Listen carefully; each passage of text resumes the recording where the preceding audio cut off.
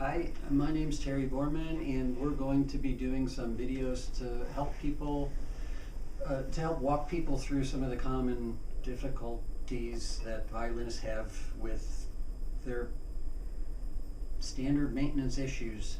And they're fairly simple, but sometimes they're a little bit more difficult than they really need to be. So hopefully by the end of these videos, these maintenance chores will become very simple for everyone. This first video is going to be on how to straighten the bridge.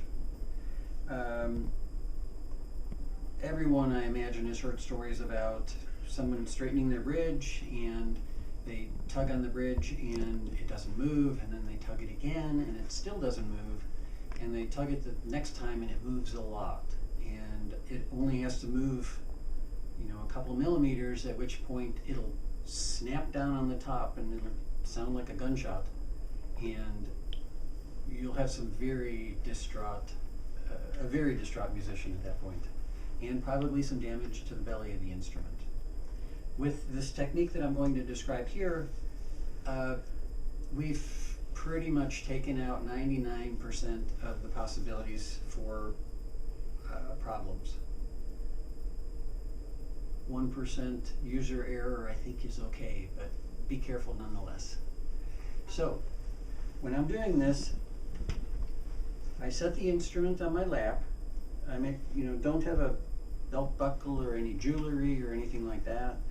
I've got a watch on, but I've pushed it up out of the way, and it's higher up on my arm where it won't be an issue. So the instrument is cradled on my lap, and I'm going to take the palms of my hands and place the palms on the lower corners of the bridge. At this point, the instrument's very sturdy and really isn't moving anywhere. I'm going to take the three shortest fingers, and I'm going to use them as an anchor for the lower part of the bridge, for the feet. And then I'm going to take the thumb and forefinger, and I'll place it in between the two outer strings. And at this point, I've got the base of the bridge is anchored between my fingers, either these two or these two.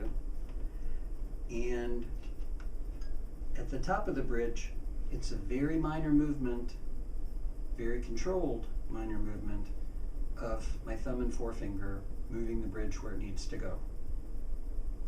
So, palms down on the corners, feel and be sure that the instrument is stable. Fingers down around the base of the instrument, the base of the bridge, to be sure that you've got an additional anchor as well as holding the feet somewhat in place.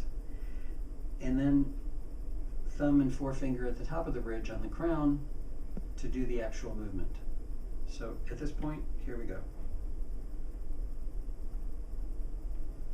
And I don't know if you can see this in the video, but I'm moving the bridge back and forth about a half a millimeter or so. And it's pretty comfortable, it feels safe, feels secure.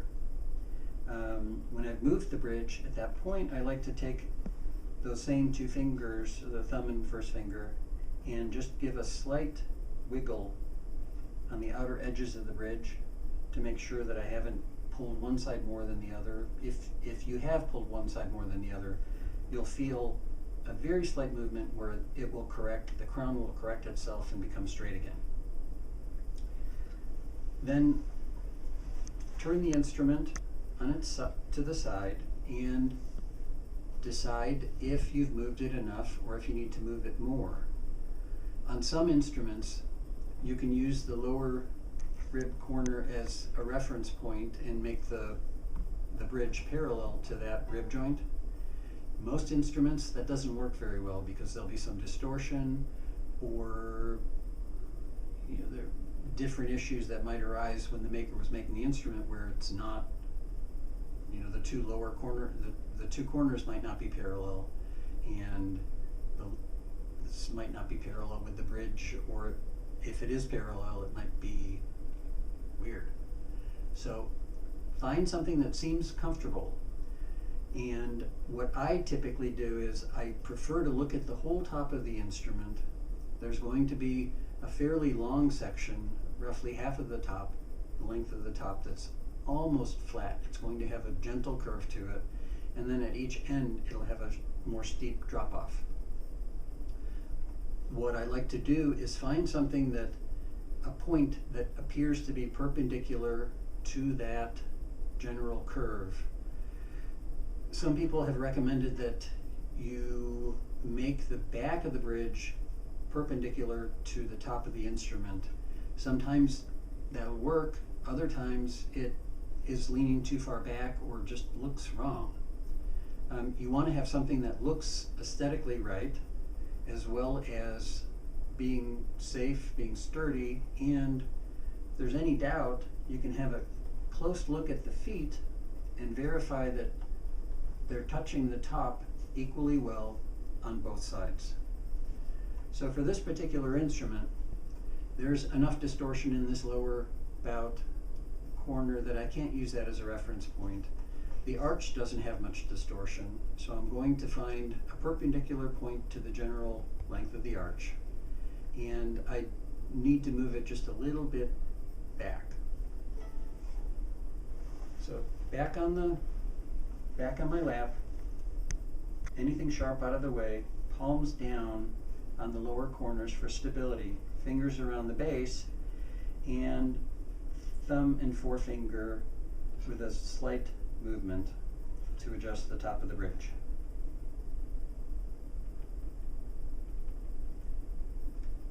When you've done that, give a slight wiggle to remove any tension that might have occurred, that might have been introduced to the crown, and have another look.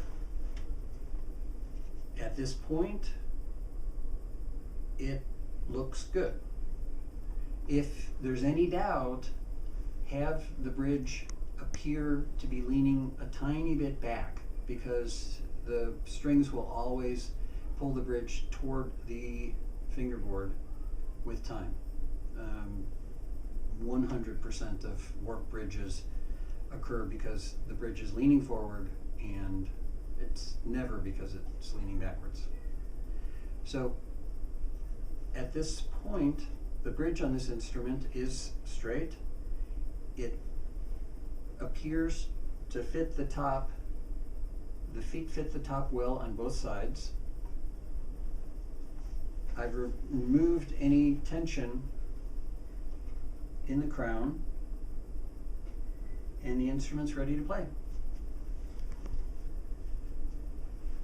I hope this has been helpful. We will be modifying videos as needed, dependent on viewer input. So if you have any ideas as ways to make this clearer, please don't hesitate to contact Char, and we'll make any modifications to make these videos the best possible. Thank you. Bye.